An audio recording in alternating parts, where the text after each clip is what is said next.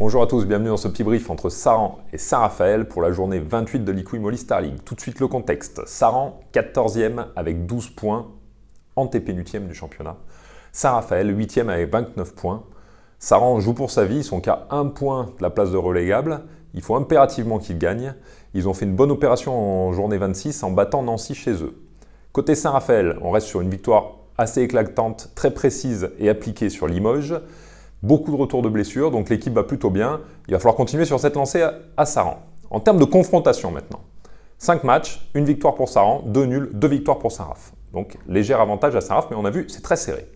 La stat maintenant, 2201.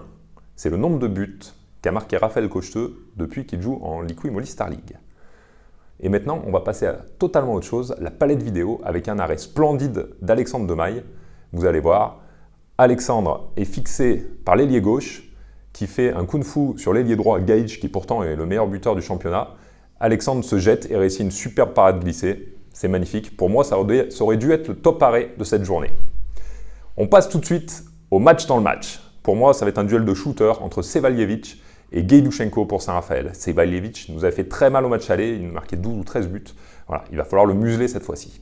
La clé du match maintenant, ça va être la gestion de la pression pour Saran et la précision et la rigueur et l'investissement pour Saint-Raphaël pour continuer sur sa lancée et ne pas laisser espérer Saran.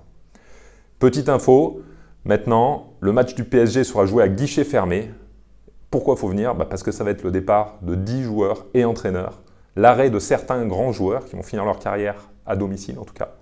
Et ça sera également le départ de Raresh après 18 ans au club. Il est passé de joueur, entraîneur du centre de formation, entraîneur adjoint, entraîneur principal. Voilà, donc soyez là ou soyez à la télé. Ça, c'est samedi soir. Merci, salut!